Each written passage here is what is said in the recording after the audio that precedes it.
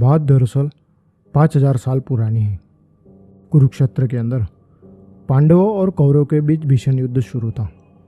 उस युद्ध में कौरवों की संख्या ज़्यादा होने के बावजूद उनकी हार होती दिख रही थी। तब कौरवों ने जंग को जीतने के लिए दक्षिण से एक विशालकाय दानव को बुलाया। वो दानव पहाड़ जितना बड़ा था, जो सैकड़ों सैनिकों को एक ही हाथ से कीड़े मकोड़ों की तरह मसल सकता था। और उससे भी खौफनाक बात यह थी कि अगर किसी ने उसे युद्ध के मैदान में मारा तो लाखों लोग मारे जाते, क्योंकि उसके शरीर में रक्त की जगह जहर भरा पड़ा था। और इसी बात से पांडवों के सेनापति द्विषिक काफी चिंतित थे। उस दानव को युद्ध के मैदान में मारना कोई बड़ी बात नहीं थी, क्योंकि वहां एक से बढ़कर एक योद्धा थे। लेकिन समस्या थी उसके शरीर के अंदर के जहर की। इसलिए सेनापति द्विषिक ने उस दानव को युद्ध के मैदान में आने से पहले ही रोकने की एक योजना बनाई। सेनापति द्विषिक अपनी सेना लेकर दक्षिण की ओर निकल पड़े। उन्होंने दानव को रोकने के लिए ऋषियों से मदद मांगी। अब दानव को तो मार नहीं सकते थे, इसलिए उसे कैद करना था। लेकिन पहाड़ जितने दानव को कैद करना कोई आसान काम नहीं था। तब ऋषियों ने एक योजना बनाई। उन्होंने दानव के आने वाले रास्ते पर एक गांव के नज़दीक पूरी जमीन को अपनी शक्तियों से दलदल में बदल दिया। जब दानव ने उस जमीन पर पैर रखा तो उस दलदल में फंस गया। अब दानव बाहर ना निकले, इसलिए ऋषियों ने फिर से उस जमीन को सख्त कर दिया।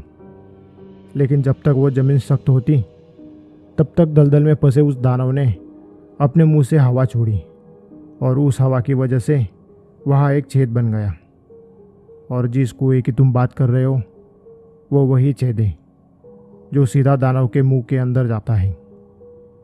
इतना कहने के बाद चाचा ने अपनी बीड़ी का एक बड़ा कश लगाया और उसे हवा में छोड़ते हुए आगे कहा, इस कुएं के अंदर जो भी जाता है वापस नहीं आता। एक बार तो अंग्रेजों के कई सारे सिपाही उस कुएं में उतर गए थे। उन्हें लगा कि उस कुएं के अंदर कोई खजाना होगा, लेकिन फिर वो कभी बाहर नहीं निकल पाए। आज तक जितने भी लोग इस कुएं के अंदर उतरे हैं, कोई वापस नहीं आया, क्योंकि वो सारे के सारे उस दानव के पेट में समा जाते हैं। इसीलिए इसे मौत का कुआं कहते हैं। नरेश और राकेश उस चाचा की बात पर अपनी हंसी दबा रहे थे। इससे बचकानी और बेवकूफ़ी वाली बात उन्हें आज तक नहीं सुनी थी। उसके बाद वो चाचा लड़खड़ाता हुआ खड़ा हुआ और उसने आगे कहा, मेरी बात मानो तो तुम उस कुएं से दूर रहो। और फिर वो शराब के नशे में डोलता हुआ अपनी भेड़ों को चराता हुआ आगे चला गया। नरेश और राकेश ने भी अपनी अपनी बाइक निकाली और वो भी गांव के बाहर चले गए। सोनगढ़ एक काफ़ी छोटा गांव था, और उस गांव से थोड़ी ही दूरी पर एक टेकड़ी यानी एक बड़ा सा टीला था, और उसी टीले के नीचे एक गहरा कुआं था, जिसे वहाँ के लोग मौत का कुआं कहते थे। अब उस कुएं के अंदर पानी नहीं था, लेकिन उस कुएं के अंदर से हमेशा एक रहस्यमय तरीके से एक अजीब सी आवाज़ आती थी, जैसे उस कुएं के अंदर कोई हलचल हो रही हो। और शायद इसी वजह से उसे मौत का कुआं कहते थे। अब अगर उस बड़ी वाले चाचा की बात को छोड़ दिया जाए, तो गांव के कुछ लोगों ने बताया कि उस कुएं के नीचे शायद कोई गुफा है, और उसी गुफा के अंदर पानी का कोई बड़ा झरना हो सकता है, और उसी झरने की वजह से वो अजीब सी आवाज़ आती है। अब सच में उस गुफा के अंदर कोई झरना है या कुछ और चीज़, इस बात की सही जानकारी उन्हें गांव के किसी भी आदमी से नहीं मिली। और इसकी वजह यह थी कि वो कुआं काफ़ी गहरा और ख़तरनाक था, जिस वजह से आज तक किसी ने भी उसकी पड़ताल करने की हिम्मत नहीं की और ना ही ज़रूरत समझी। लेकिन नरेश और राकेश उसके तल तक जाना चाहते थे, और इसकी दो वजह थी। एक तो राकेश ने उस कुएं के अंदर अपना 1.5 लाख का ड्रोन उतारा था वहाँ के तहकीकात के लिए, लेकिन नीचे तल में जाने के बाद वो ड्रोन अचानक किसी चीज़ से टकराया और वही गिर गया। अब 1.5 लाख का ड्रोन था, तो वो उसे वैसा ही नहीं छोड़ सकता था। और दूसरी वजह यह थी कि जहाँ ड्रोन गिरा था वहां उन्हें पीले रंग की कोई चमकदार चीज दिखाई दी थी। अब उस चीज को देख दोनों को लग रहा था कि वो कोई सोने की वस्तु है और शायद वह खजाना हो सकता है, और खजाने के लिए वो कोई भी रिस्क उठाने को तैयार थे। अब 2 दिन पहले ही वो वहां आए थे और कुएं के अंदर उतरने की उन्होंने एक योजना भी बना ली थी। कुएं का वो इलाका काफ़ी सुनसान भरा था। उसके आसपास सरकारी खुली पड़ी जमीन थी, इसलिए वहाँ पर कोई आता जाता नहीं था। कुएं के आसपास के इलाके में पेड़ पौधे काफ़ी थे, तो अगर वह दिन में भी वहाँ उतरे तो भी उन्हें कोई देख नहीं सकता था। हालांकि कुएं के अंदर उतरना इतना भी आसान नहीं था। वहाँ की मिट्टी भुरभुरी थी और जरा से दबाव से ही वो टूट रही थी, जिस वजह से कुएं के अंदर उतरना काफ़ी मुश्किल था। अब अगर बात सिर्फ ड्रोन निकालने की होती तो शायद इस काम में वो गांव के लोगों की मदद भी ले सकते थे, लेकिन बात खजाने की भी थी, इसलिए यह काम वो दोनों अकेले ही करने वाले थे। उन्होंने झाड़ियों के बीच अपनी अपनी बाइक लगा दी, फिर नज़दीक के बड़े पेड़ से रस्सी को बांध दिया और फिर रस्सी का दूसरा सिरा कुएं के अंदर डाल दिया।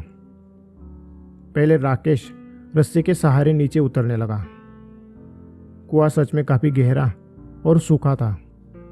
कुएं के पूरे पत्थर पर कहीं पर भी पानी की एक बूंद भी नहीं थी। अंधेरा इतना था कि कुछ भी दिखाई नहीं दे रहा था और वो अजीब सी आवाज़ वहाँ शोर कर रही थी। जब राकेश उतर गया तो उसने नरेश को इशारा किया और फिर नरेश भी उतर गया। दोनों ने अपने साथ बड़ी टॉर्च और ज़रूरत पड़ने पर मदद के लिए मोबाइल भी लाए थे। नीचे उतरने के बाद दोनों ने टॉर्च ऑन की और वो आसपास देखने लगे। कुएं की दीवारें पूरी तरह से सूखी हुई थी। नीचे बड़े काले पत्थर और दीवारों के बाजू में एक बड़ा सा गड्ढा था जहां उनका ड्रोन गया था। दोनों उस गड्ढे से आगे जाने लगे। वह एक संकरी गुफा जैसा ढलान वाला रास्ता था। आजू बाजू के नुकीले पत्थर बाहर की ओर निकले हुए थे, जो अंधेरे में चलते हुए बार बार उन्हें लग रहे थे। हालांकि उनसे बचते बचाते हुए दोनों उस रास्ते से आगे जाने लगे।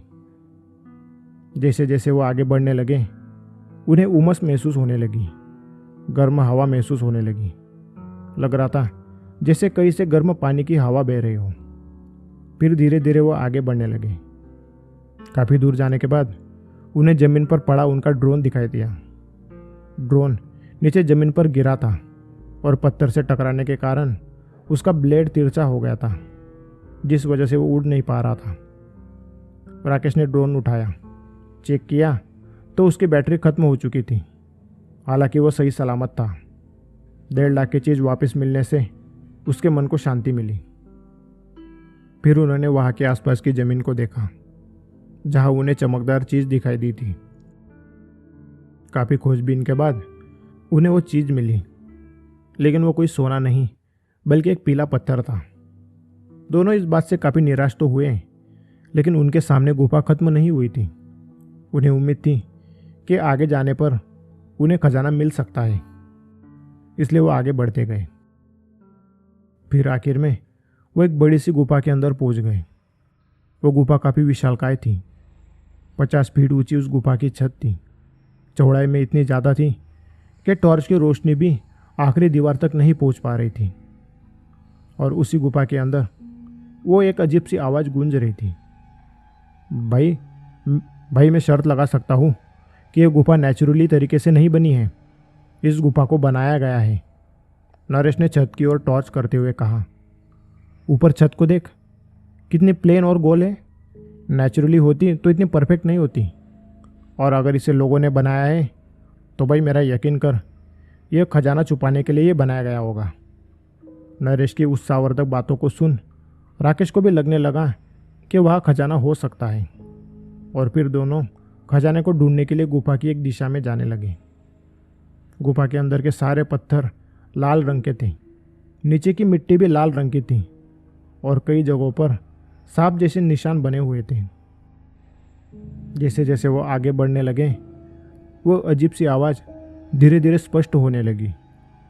समझ में आने लगा कि वो आवाज़ किसी तरह की पानी की लहरों की हो सकती है, जो खाली गुफा के कारण वहाँ गूंज रही थी।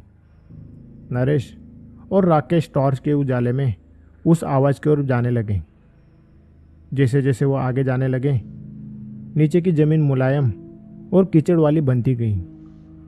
चारों तरफ सीलन महसूस होने लगी और हवा में भी काफ़ी नमी महसूस होने लगी। उनके पैर उस लाल रंग के कीचड़ में धंसने लगे। चिपचिपे उस कीचड़ के अंदर उन दोनों से ठीक से चला भी नहीं जा रहा था, लेकिन फिर भी वो आगे बढ़ते गए। और कुछ दूर जाने के बाद राकेश के पैर पर कुछ लगा। वो लोहे जैसी कोई चीज़ थी। जब उसने कीचड़ में हाथ डालकर उसे निकाला तो एक जंग लगा खंजर था। उससे थोड़ी ही दूरी पर उन्हें एक हेलमेट मिला और उसके बाद उन्हें इंसानों से जुड़ी कई सारी चीज़ें मिलने लगी, कुछ आधुनिक तो कुछ राजे महाराजों के ज़माने की। यह देख वो इतना तो समझ गए कि वो पहले इंसान नहीं है यहाँ तक पहुँचने वाले। उनसे पहले भी कई सारे लोग यहाँ तक आ चुके थे। हालांकि उनके मन में एक ही सवाल था कि उनके लिए यहाँ के खजाने में से कुछ बचा भी है या नहीं। वो चलते चलते उस आवाज़ तक पहुँच गए। देखा तो एक बहुत बड़ा तालाब था, जिसके अंदर हल्के पीले रंग का पानी था। और जब वो उस तालाब के नज़दीक गए तो उसके आसपास का नज़ारा देख दंग रह गए। तालाब का पूरा किनारा इंसानों और जानवरों की हड्डियों से भरा पड़ा था। वहाँ इतनी हड्डियों का ढेर था कि नीचे की ज़मीन का भी पता नहीं चल रहा था। हर तरफ हड्डियों की सफ़ेद चादर नजर आ रही थी। अगर उन हड्डियों को देख अंदाज़ा लगाया जाए तो कम से कम हज़ारों लोगों की वहाँ हड्डियाँ थीं, और वो सिर्फ ऊपर ऊपर से दिख रही हड्डियों का ढेर था। उस दलदल के कीचड़ के और कितने अंदर तक उसका ढेर होगा पता नहीं। नरेश और राकेश उस ढेर को देखते ही डर गए। जहाँ इतने लोग मारे गए वो जगह जरा भी सुरक्षित नहीं है, ये समझते उन्हें देर नहीं लगी और दोनों ने झट से पीछे लौटने का फैसला किया। वो दोनों मुड़े और तेजी से उस कीचड़ से बाहर निकलने लगे। तभी नरेश को अपने पैर पर कोई बड़ी सी रेंगती हुई चीज़ महसूस हुई। उसने घबराते हुए कहा, राकेश, कीचड़ में कुछ है, सांप जैसा। और फिर दोनों डर के मारे तेजी से उस कीचड़ से बाहर निकलने लगे। हालांकि कीचड़ चिपचिपा होने की वजह से तेजी से चलना उनके लिए मुश्किल था। तभी नरेश को महसूस हुआ कि उसके पैर को जकड़ लिया गया है। वो राकेश को कुछ कह पाता तब तक वो नीचे गिर गया और खींचता हुआ उस तालाब की ओर जाने लगा। वो जोर जोर से मदद के लिए चिल्लाने लगा, लेकिन राकेश कुछ कर पाता तब तक वो उस तालाब तक पहुंच गया।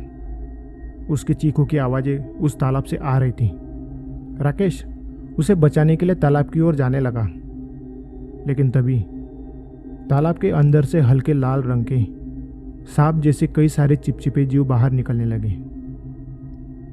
उनकी त्वचा पर कई सारे कांटे थे, जैसे ऑक्टोपस पे होते हैं, और उन जीवों के मुंह के पास कई सारे दांत थे। और राकेश उन्हें देखते ही रुक गया।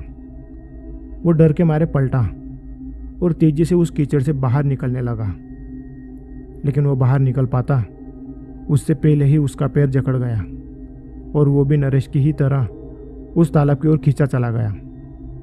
जैसे ही वो उस तालाब के पीले पानी के अंदर गया, उसका शरीर जलने लगा, उसकी त्वचा पिघलने लगी, शरीर अकड़ने लगा और सहनीय दर्द उसे महसूस होने लगा।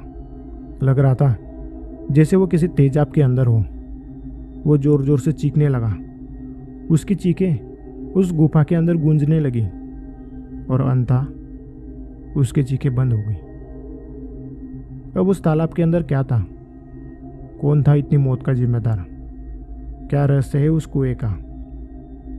क्या उस शराबी चाचा की कहानी सच थी?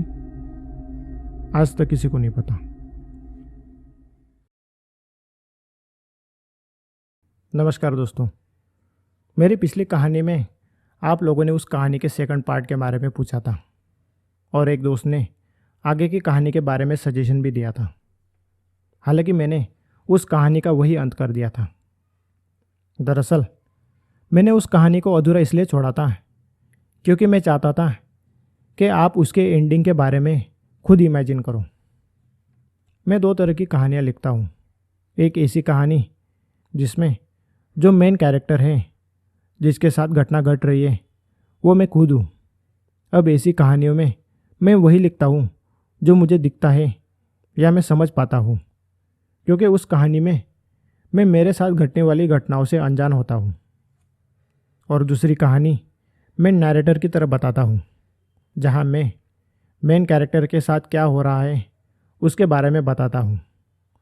अब उन कहानियों में भी मैं मेन कैरेक्टर जो देख पा रहा है या समझ पा रहा है उतना ही बताता हूँ, क्योंकि इससे कहानी में सस्पेंस बना रहता है और हम उस चीज़ को फील कर पाते हैं जो मेन कैरेक्टर करता है। एक एग्जांपल लीजिए। मैं एक अंधेरे रास्ते से जा रहा था, तभी एक टनल के पास मुझे एक लड़के की आत्मा नजर आई, जिसकी कुछ ही महीनों पहले उस टनल के अंदर एक हादसे में मौत हो गई थी। अब दूसरा एग्जांपल लीजिए। हाईवे के किनारे मेरी गाड़ी खराब हो गई थी। मैं गाड़ी के इंजन को चेक कर रहा था, तभी मेरा ध्यान गया कि सामने से एक अकेली लड़की मेरी तरफ आ रही थी। इतनी रात को एक अकेली लड़की को देख मैं चौंक गया। मैं उसकी मदद के लिए थोड़ा आगे आया, लेकिन जैसे ही वो मेरे नज़दीक पहुंची, उसका खौफनाक चेहरा देख मेरे होश ही उड़ गए। मैं तेज़ी से पलटा और भागने लगा। अब पहले कहानी में मैंने तो आपको सारी बात बता दी, तो ना ही उसमें कुछ सस्पेंस रहा और ना ही आप अपने आप से कुछ इमेजिन कर पा रहे हो। हालांकि दूसरी कहानी में वो लड़की कौन थी, उसके साथ क्या हुआ था, मैंने बात नहीं बताई, क्योंकि मेन कैरेक्टर को भी इस चीज़ के बारे में पता नहीं था। अब उस लड़की की कहानी में मैंने आपको ये नहीं बताया कि आखिर मुकेश के साथ क्या हुआ, वो जिंदा बचा या मर गया, क्योंकि मैं चाहता हूँ इसके बारे में आप इमेजिन कीजिए।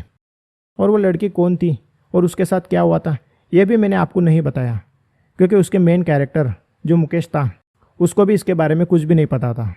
और आप उस लड़की के बारे में इमेजिन कर सकते हो कि आखिर वो कौन होगी, भूत, प्रेत या पिशाच। अब आज की जो कहानी है, मैंने उस कुएं के रहस्य के बारे में आपको नहीं बताया। हालांकि उस शराबी चाचा ने तो आपको एक कहानी बताई थी। अब वो शराबी था, तो उसकी कहानी पर भरोसा करना है या नहीं, ये आप पर है। या फिर आप अलग से कयास भी लगा सकते हैं कि आखिर उस गुफा में क्या हो सकता है। हो सकता है कि वो गुफा सचमुच में दानव का पेट हो, या फिर दूसरी दुनिया से आए जीवों का कोई ठिकाना। ये आप पर है। और एक आखिरी बात, मैं कुछ कहानियाँ अधूरी इसलिए छोड़ता हूँ ताकि आने वाली कहानियों को मैं उनसे जोड़ सकूँ। दरअसल मैं इन कहानियों के जरिए एक यूनिवर्स बनाना चाहता हूँ, जहाँ सारी कहानियाँ एक दूसरे से कहीं ना कहीं जुड़ी हुई हो। अब कहानी लिखने की मेरी ये सोच आपको कैसे लगी, ज़रूर बताइए। और अगर आपको कोई सुझाव है तो वो भी बताइए। और अगर किसी कहानी के सस्पेंस के बारे में आप जानना चाहते हैं, या किसी कहानी का कोई पॉइंट आपको समझ नहीं आ रहा हो, तो आप कमेंट कर सकते हैं। ऐसा नहीं है कि मैं आपको कहानी के सस्पेंस के बारे में बताऊंगा ही नहीं। हम किसी भी कहानी के अंत में इस विषय पर डिस्कस कर सकते हैं। आज की कहानी आपको कैसी लगी, ये मुझे ज़रूर बताइए। धन्यवाद।